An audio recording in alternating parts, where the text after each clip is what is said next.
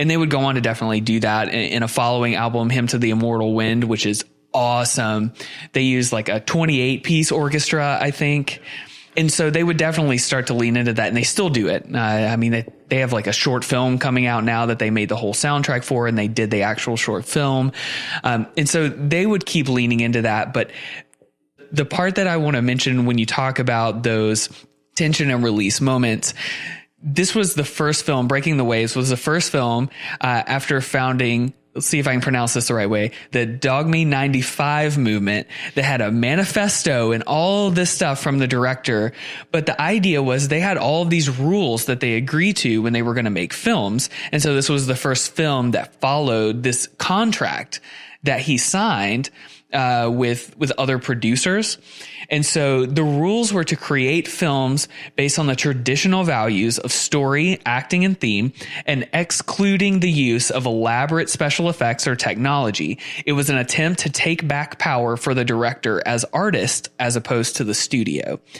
And so really similarly to this approach of Breaking the Waves in terms of filmography, is that right? That's a word. Nailed it. You can watch this movie and you can see that there's not a lot of extra cinematography going on. Hyper authenticity is sort of the thing. And it nearly borders on obvious feeling in terms of the shots themselves. Like they're very plain. Explanatory. Yeah.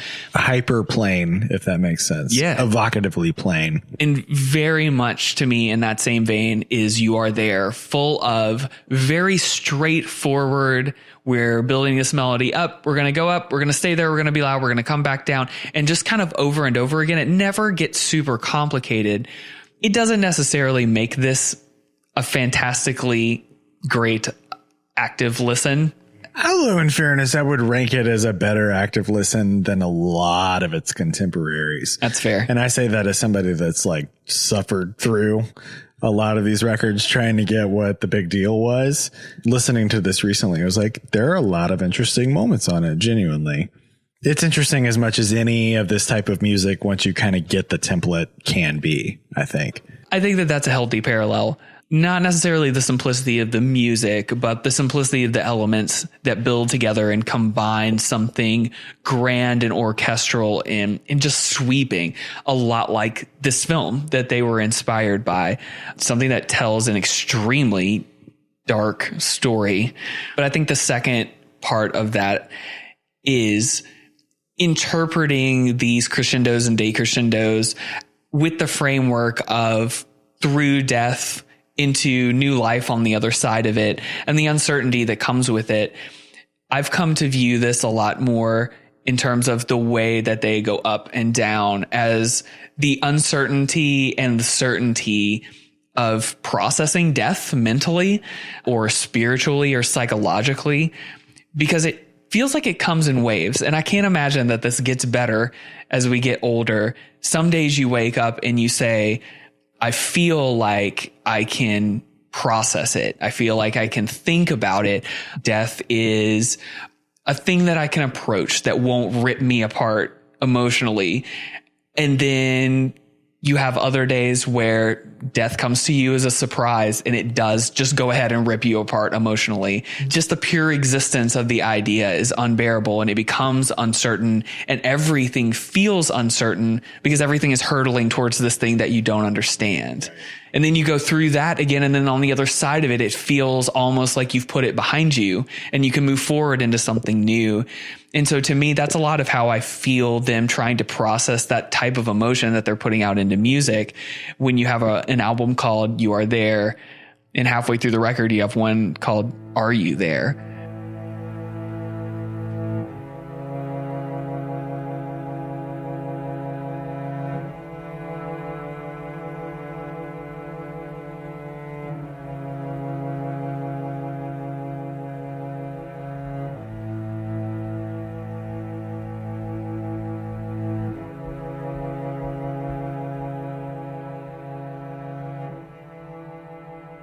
Everything that you're saying is making me think of the timeless traditions on which this album seems to be based, parables, and it is more evocative than literal.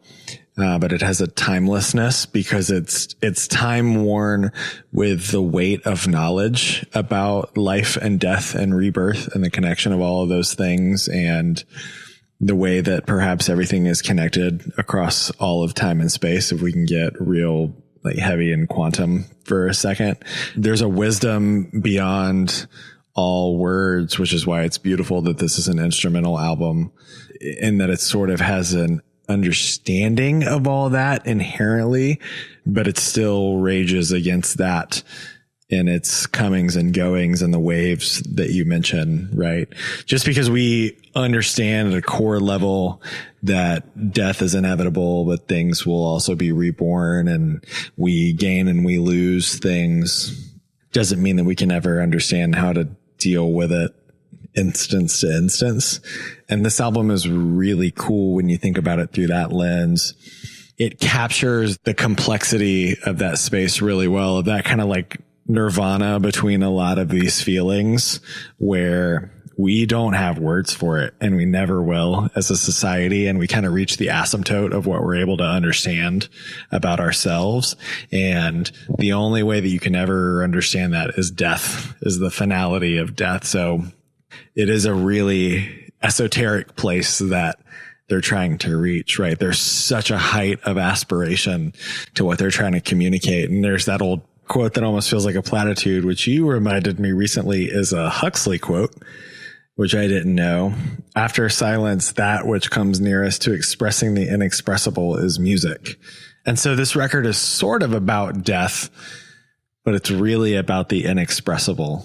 And that's what probably separates it from a lot of its contemporaries. I do love when a band like this, an instrumental band specifically, can take a theme and deliver on it in a way that lets us understand where they're coming from. For a lot of people, First Breath After Coma by Explosions in the Sky, On the Earth Is Not a Cold Dead Place is like so visual, almost like the way that they actually write that music feels like it corresponds to that idea.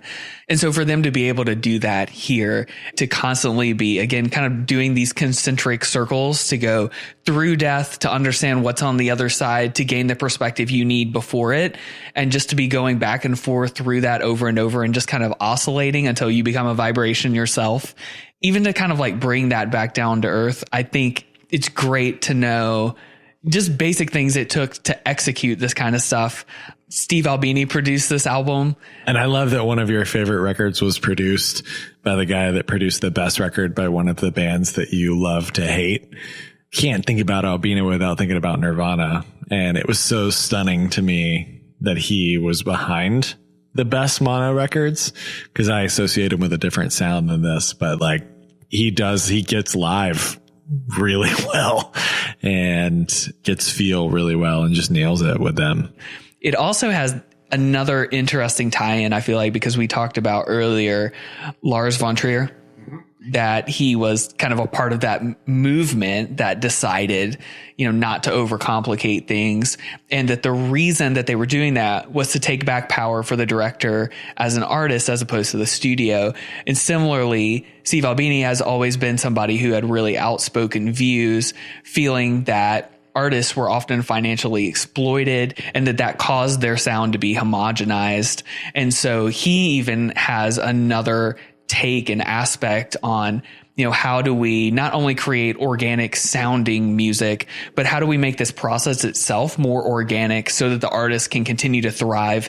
There's this really interesting thread throughout this whole record of just figuring out how to get back to the basics of the things that we have in front of us.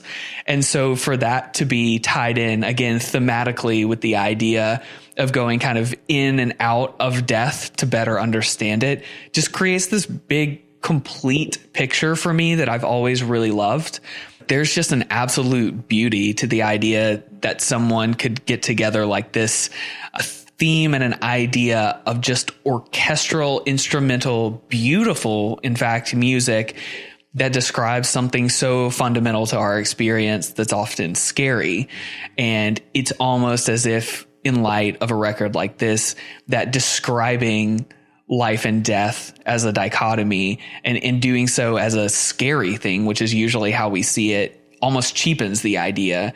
Whereas this approach makes it feel like it should just be beauty that has wavering levels of certainty and uncertainty. I think even the structure of the record itself speaks to that. I was thinking sort of as a joke as I was listening to the record, all right, where does it start to lose me? Where do I stop paying attention? And it's in the middle of the record around Yearning, where I start to lose my focus. But Yearning has this beautiful thing where at the end of it, it ends with wind noise. You have mentioned a number of times going in and out with those thoughts when you're thinking about this profound thing at the middle of the record. That wind noise in a weird way says to me, it's okay. This is natural. This is an element. It's a force of nature, of life. It's neither good nor bad. It is. And I think ultimately the only way to think about death is as a part of the natural order of things.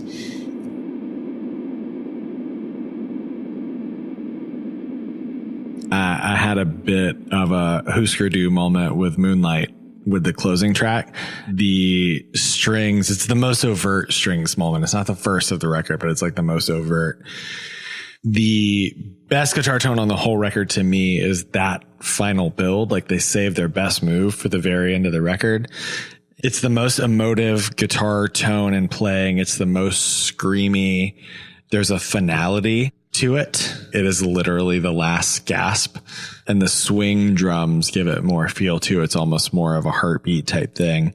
But I had pulled the cover art back up as I was listening to the end of the record, and I think Moonlight feels the most like the cover art looks, where it's a cold night with snow falling, and yet the sky is so dark and so bright at the same time. And there's a oneness with everything component to that last build. It's like, whatever is, whatever will be, I am part of all of this, and all of this is a part of me.